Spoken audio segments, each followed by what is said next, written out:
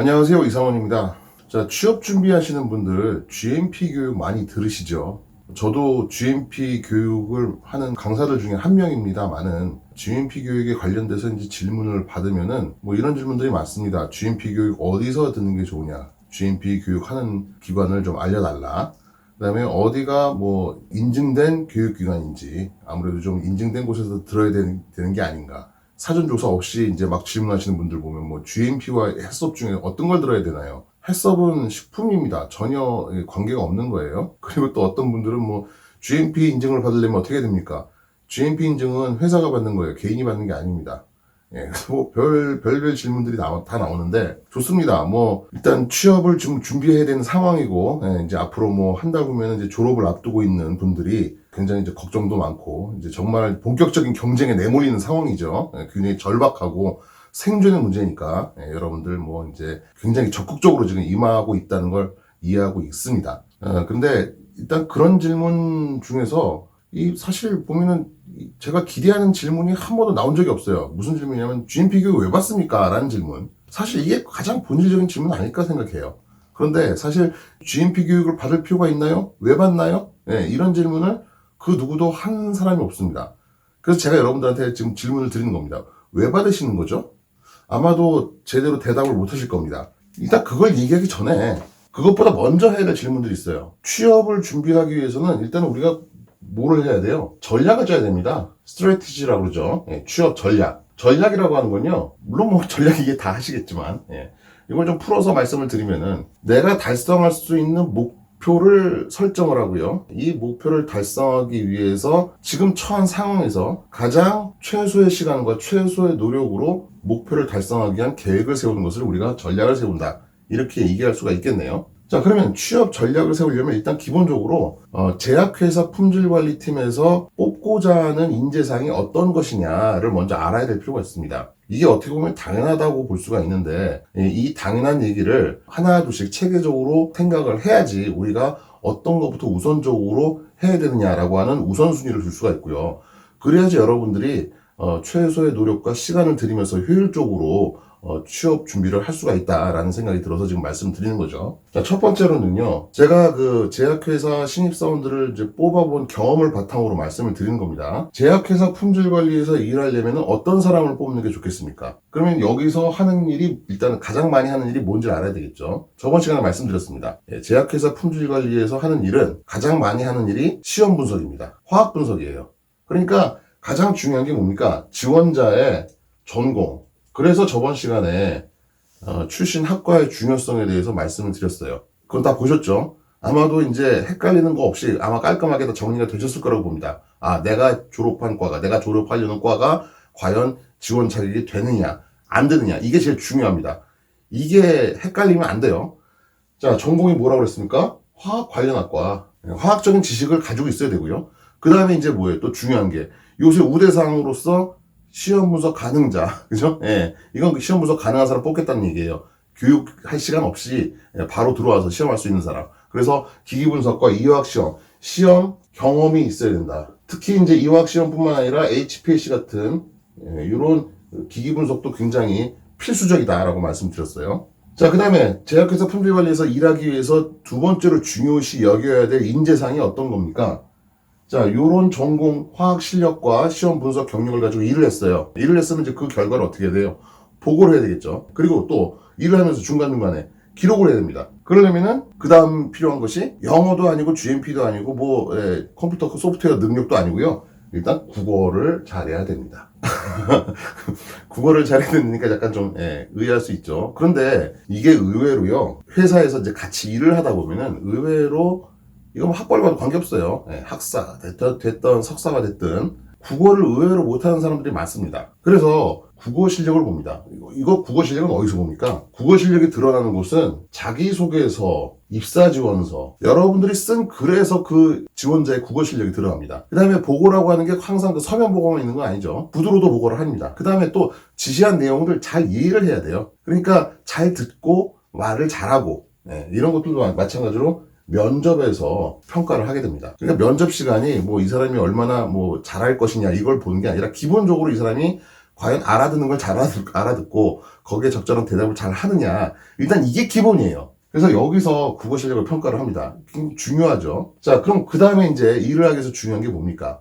영어인가요? 아니죠. 영어보다 이제 뭐예요? 이러면서 이제 보고 같은 것들을 하고, 그죠? 예, 지시를 듣고 일을 하고 보고를 하고, 그죠? 예, 그럼 그 와중에서 또 마찬가지로 컴퓨터를 이용해서 우리가 일을 합니다. 컴퓨터 사용 능력. 이게 중요하죠. 그럼 컴퓨터 사용 능력이라고 그러면 뭐 컴퓨터 활용 능력 시험 뭐 1급이냐 2급이냐 이걸 따지시는 분들이 많은데 그게 아니고요. 일을 하기 위해서 회사에서 일을 하려면 기본적으로 써야 되는 소프트웨어들이 있죠. 뭡니까? MS 오피스죠. 워드라든지 엑셀이라든지 파워포인트라든지 이런 것들을 과연 얼마만큼 자유자재로 사용할 수가 있느냐. MS 오피스. 그러면은 한글은 사용 안 하나요? 한글 사용 안 합니다. 학교 다니면서 한글을 주로 쓰셨던 분들은 이제 MS 워드로 바꾸셔야 돼요. 왜냐하면은 회사는 수출, 수입 같은 걸 해야 되고요. 네, 결국은 외국으로 문서가 왔다 갔다 하는 상황에 처해집니다. 그러면 외국에 문서 보내는데 파일명 확장자가 HWP인 거 보내시면은 그쪽에서 읽을 수 있을까요? 안 되겠죠. 그렇기 때문에 기본적으로 MS 오피스 프로그램들을 사용할 수 있어야 되고요. 그러면은 이제 대학 졸업하신 분들은 뭐 학교 다니면서 레포트 쓰고 그다음에 또 뭐 조별 발표하고 하면서 워드라든지 파워포인트는 좀 어느 정도 쓸 줄 아는데 엑셀은 써본 적이 없는 분들이 많아요. 네. 그래서 엑셀 같은 것들도 사실 컴퓨터 활용 능력 시험이라고 하는 게 이제 엑셀 사용에 관한 내용이거든요. 그러니까 뭐 그거 자격증을 따시는 것도 좋겠지만은 시간이 없으신 분들은 간단하게 여러분들이 뭐 인터넷에 보면 그런 것들 교육 내용 굉장히 많고요. 유튜브에도 보면은 그런 내용들이 많습니다. 특히 이제 품질관리팀에서 사용하는 엑셀 같은 것들은 주로 이제 수식 계산하는 것들이 많아요. 그러니까 여러분들이 수식 계산에 관련된 함수라든지 그래프 그리는 방법이라든지 하는 것들 그런 것들만 알아두시면은 뭐 일하는데 전혀 문제가 없을 거라고 생각을 합니다. 네 번째는요. 여기서 이제 비로소 뭐가 나와요? 영어가 나옵니다. 그러니까 일을 하기 위해서 필요한 능력이 순서대로 적어라. 그죠? 네, 그럼 이렇게 된다는 얘기예요. 그리고 여기서 필요로 하는 영어 능력이라고 하는 건요. 말하기가 아니라 기본적으로 읽기 쓰기입니다. 일을 하다 보면은 품질관리팀에서 일을 하려면 공정서 같은 거 어떤 경우는 외국 공정서를 봐야 되는 경우도 있어요. 그 외국 공정서를 보고 빨리 이해할 수 있는 능력 뭐 라이팅까지 일을 하는 경우는 그렇게 많지 않아요. 네, 근데 적어도 읽기 정도는 어느 정도 숙달돼서 할 수 있어야 된다라는 얘기죠. 그러다 보니까 이제 뭐 토익 점수가 이제 들어가는 것이고요. 네, 그러니까 뭐 어떤 회사는 뭐 그 말하기 능력에 대한 것도 같이 보는 회사들도 있는 것 같은데 그건 이제 특수한 상황이고요. 일반적인 제약회사 품질관리 같은 경우에는 사실 영어를 말하는 기회는 그렇게 많지가 않습니다. 그래서 읽기 쓰기 위주다라고 생각을 하시면 되고 거기에 맞는 토익 점수를 웬만하면 좀 높게 올려놓으시면 돼요. 그럼 또 이제 기준이 얼마인가요? 또 물어보시는 분들이 계신데 기준이라는 것도 마찬가지로 상대평가이기 때문에 딱 정해진 건 없습니다. 자, 그럼 그 다음으로 중요한 게 뭐죠? 이제 여기까지 4번까지 했으면요. 그 다음에 이제 뭐예요? 가외에 좀 더 이제 하나 더 덧붙이는 능력이에요. 이게 가장 기본적인 것들이고, 그죠? 요걸 확실하게 어필을 했으면은 그 다음에 이제 똑같은 점수를 받은 다른 지원자들보다 내가 좀 더 앞서려면 이제 거기에 대해서 하나 더 얹어가는 그런 것들이 되는 거죠. 그래서 5번째가 이제 자격증. 제가 전 동영상에서 자격증 그렇게 인정 안 한다고 그랬습니다. 그죠? 다만 자격증은 그냥 예를 들어서 뭐 화학에 대한 전공 점수가 학점이 그렇게 안 좋은 경우에 그걸 만회하기 위해서 나중에 무슨 화학 분석 기사 자격증을 땄다든가 하는 경우 그러면은 이제 점수가 낮더라도 이 사람이 그래 나름대로 노력을 했구나라고 하는 그런 정성이라든지 이런 것들은 좀 인정받을 수가 있는 거죠. 그래서 그런 보충의 개념으로 여러분들이 생각을 하시면 되고요. 자격증이 반드시 필요하다라고 하는 것은 아니라고 그랬어요. 사실 잘 믿지도 않고요. 정성만 인정합니다. 근데 이제 남들이 또 다 자격증 따면 어떻게 돼요? 나도 해야 되겠죠. 그래서 보통 많이 따는 자격증이 이제 화학 분석 기사. 아무래도 이제 분석이 제일 중요하니까요. 그 다음에 이제 뭐 품질 경영 기사 같은 거 따시는 분들이 있는데 품질 경영 기사에서 말하는 품질과 사실 품질이라고 하는 말은 품질 관리라고 하는 과는요. 그런 부서는 제약, 의약품 분야뿐만 아니라 뭐 기기, 전기, 전자 뭐 이런 쪽에 다 있어요. 그런 것까지 총망라해가지고 어떤 품질 경영 기사라고 하는 이제 자격증이 주어지는 것이기 때문에 사실 그 제약회사에서 말하는 품질하고는 약간 좀 그 개념이라든지 아니면 하는 일이라든지 이런 것들이 좀 차이가 있을 수가 있습니다. 그러니까 굳이 품질 경영 기사는 따실 필요가 없고요. 제가 그랬죠. 단시간 내에 빠르게 딸 수 있는 것들을 하는 게 좋겠다고요. 그래서 화학 분석 기사라든지 품질 경영 기사보다는 제 생각에는 위험물 산업기사. 그래서, 이런 것들은 이제 뭐 단시간 내에 딸 수도 있다고 그래요. 그래서, 위험물 안전관리자를 이제 필요로 합니다. 특히 이제 이런 공장이라든지 실험실이 있는 경우에는 그런 경우에 이제 만약에 이런 걸 따가지고 있으면은 위험물 안전 관리자로서 선임을 할 수가 있다라는 거죠. 그러니까 사실 법적으로 위험물 안전 관리자는 그 자격이 되는 사람들을 이제 정해야 되기 때문에 만약에 이런 걸 따는 사람이 신입으로 들어와서 이제 난 이런 기사 자격증을 가지고 있다라고 하면 굉장히 좋아하실 수가 있겠죠. 그래서 이런 자격증도 이제 꽤 괜찮다고 생각을 하고요. 그 다음에 이제 마지막으로 뭐예요? 그 다음에 이제 마지막으로 GMP에 대한 개념. GMP 강의 들으실래요? 근데 여기까지 말씀드리면은 이제 마치 GMP 강의를 듣지 마라 라고 하는 그런 뉘앙스처럼 이제 여겨지는데, 자 그러면 GMP 강의를 들으면 이제 어떤 좋은 점이 있는지를 먼저 이제 말씀을 좀 드려야 되겠네요. 심사하는 입장에서, 면접관 입장에서는요, 신입으로 지원하는 사람들이 GMP에 대한 개념이 확실할 거라는 기대를 안 하고요, GMP를 물어볼 생각도 안 합니다. 언제 물어보냐면은 GMP 교육 받았다고 수료증이 그 안에 입사서류에 있는 경우에 물어본다고 그랬습니다. 그죠? 그래서 그런 경우에는 물어볼 수 있는데, 그러면 잘못하면 어떻게 해요? 잘못하면은 그냥 나는 돈 써서 가서 강의 듣고 수료증 받아가지고 하면은 내가 가산점을 얻을 수 있을 것이다, 이렇게 착각을 하시면 안 된다는 얘기죠. 그게 여러분들한테 독일 수도 있습니다. 가서 제대로 수업을 안 듣고 그냥 어차피 수업료 내면 그냥 수료증은 들어와요. 어디 가서나 마찬가지예요. 그리고 GMP 강의에 대한 무슨 뭐 인정된 교육기관 이런 거 없습니다.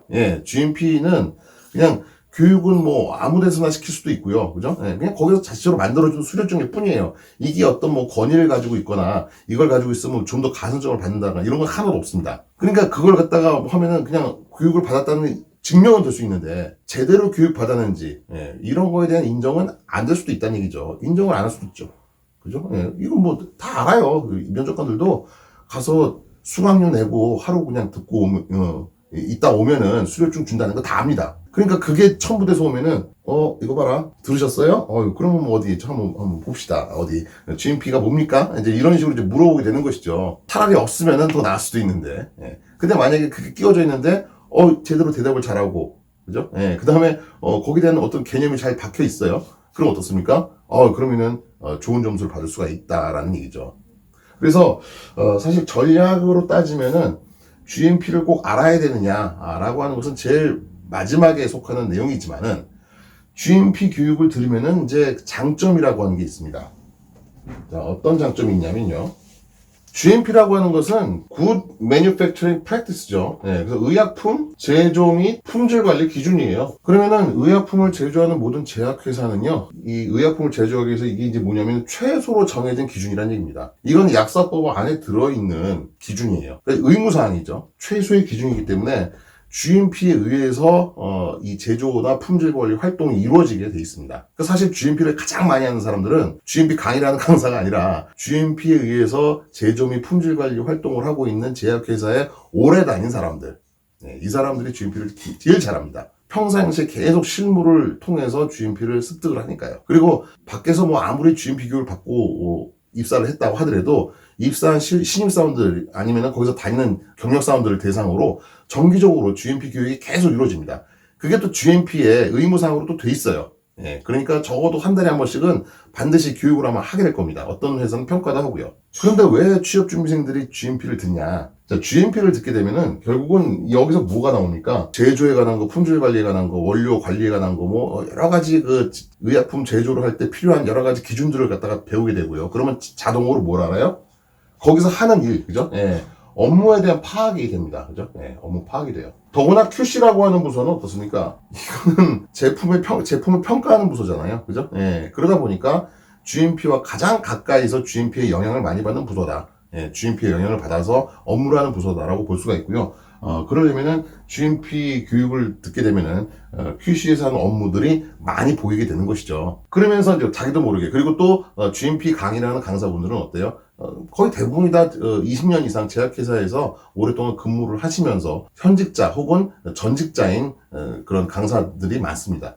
그러면은 교육 받으러 가서 그러면 뭐 취업에 관련된 내용을 물어볼 수도 있고요. 그 다음 그분들이 생생하게 겪었던 경험담들을 또 많이 말해줄 수가 있죠. 그럼 그것들을 이제 계속 듣다 보면은 어떤 현상이 일어날 수가 있냐면은, 제약회사에서 하는 일들이 이제 이해가 점점 되기 시작을 하고요. 물론 안 해봤지만 이해가 되기 시작을 하고, 그러면 이제 제약회사에서 면접을 보는, 제약회사에서 신입사원들을 심사하는 사람들의 생각과 취업 준비를 하는 사람들의 생각이 의약품에 대한 의약품 품질 관리에 대한 개념 이런 것들이 좀 비슷하게 올라오는 그런 효과가 있습니다. 이게 중요한 게 뭐냐면은 여러분들 나와 비슷한 지식 수준에 나와 비슷한 생각을 가진 사람들하고 얘기를 하다 보면 어떻습니까?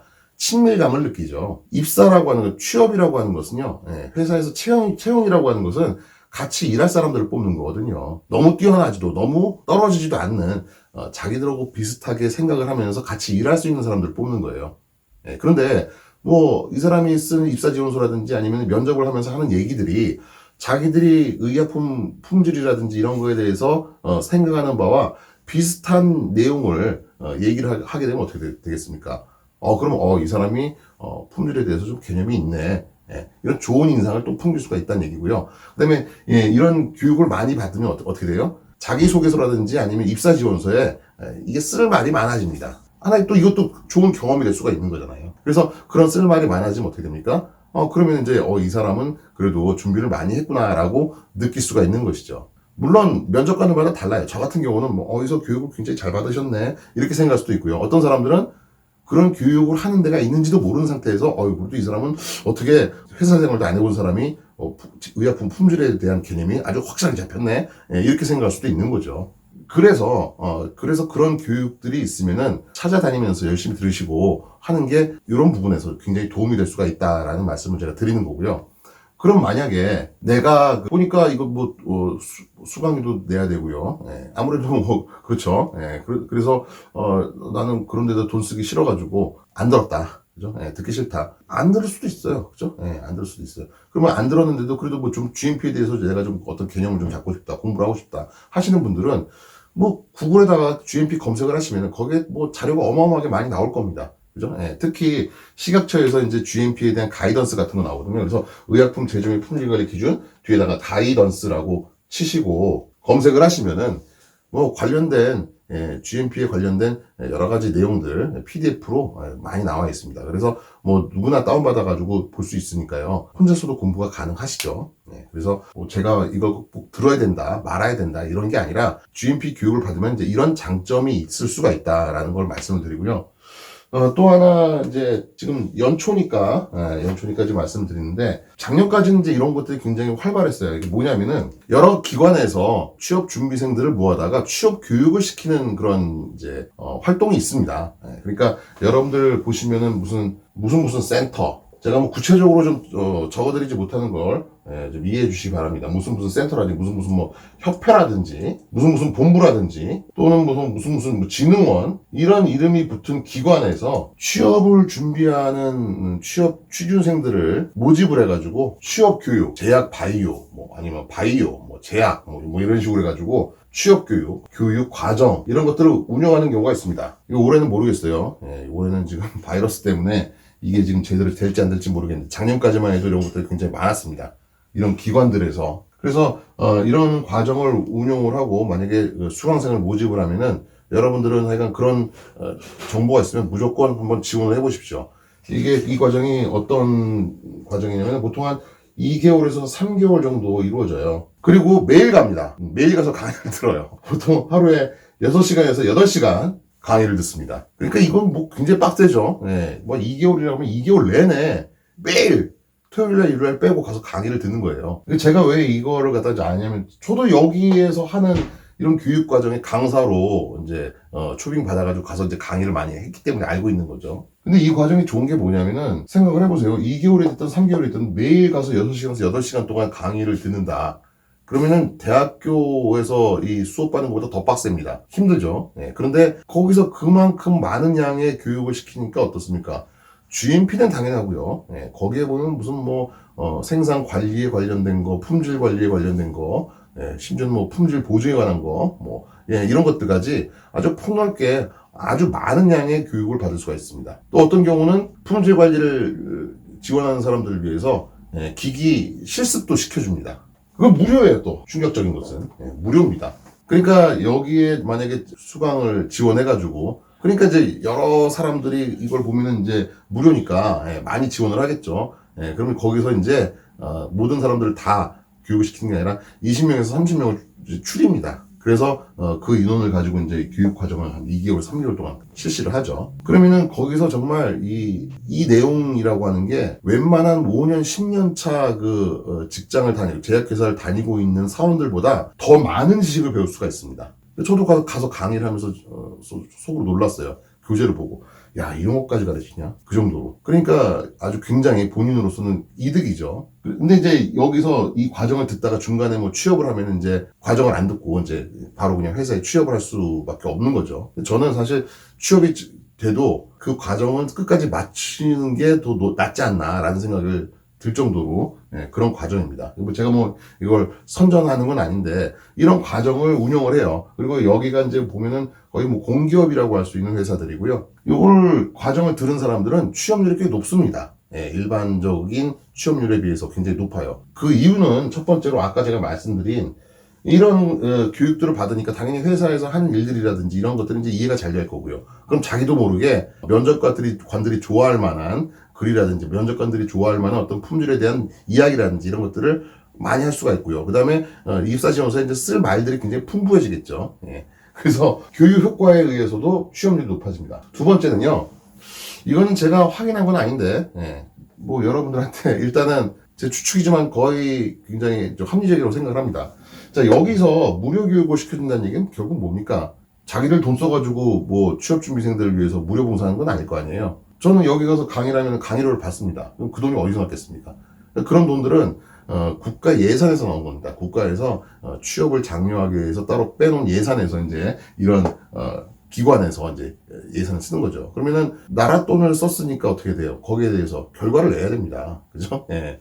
예산을 썼는데 결과가 안 좋으면 어떻게 나중에 예산 못 받겠죠. 그러니까 좋은 결과를 내기 위해서 물론 교육도 잘해야 되겠지만은 일단 처음에 뽑을 수강생들을 어떤 사람들을 뽑아요?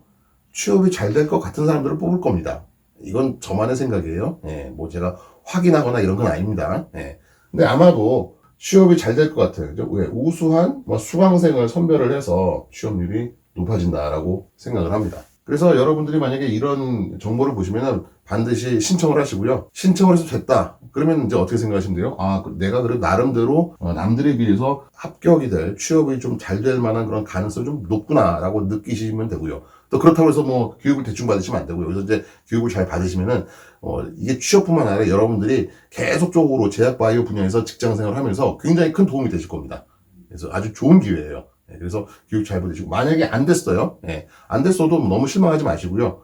그때 이제 이렇게 생각하셔야죠. 아, 나는 좀 약간 뭐 학교라든지 학점이라든지 이런 면에서 다른 지원자들에 비해서는 지금 내가 약간 안 좋은 조건이구나 라고 스스로 느끼고요. 좀 더 열심히 하는 계기로 삼으시거나 아니면은 본인이 생각하는 회사의 목표를 좀 약간 낮추실 필요도 있습니다. 그리고 이제 교육을 못 받았으니까 어떻게 해요? 이제 본인이 스스로 자기의 자비를 들여서라도 좀 투자가 필요한 거죠. 그렇다고 해서 무슨 돈 100만 원, 200만 원 이렇게 필요한 건 아니에요. 필요해도 뭐 몇십만 원 정도에서는 아마 끝날 겁니다. 그래서 웬만하면은 혼자서 뭐 이렇게 공부하느라고 그러지 마시고요. 그런데 교육기관에 가시면 거기 마찬가지로 강사분이라든지 이런 분들이 계시고 또 같이 공부하러 온 사람들한테서 어떤 정보도 많이 얻을 수가 있고요. 하니까 적극적으로 활용을 하시기 바랍니다. 이게 제가 강사라서 드리는 말씀이 아니라 다들 그렇게 하고 있어요. 그러니까 뒤처지지 않기 위해서라도 하실 수밖에 없습니다. 뭐 이런 상황이 별로 저는 바람직하다고 생각하지 않는데요. 뭐 어쩌겠습니까? 기기도 사용할 줄 아는 상태에서 뭐 뽑아준다는데, 그죠? 뭐 GMP 정도야. 그래서 이런 교육들을 좀 적극적으로 받으시는 게 더 낫다고 생각이 듭니다.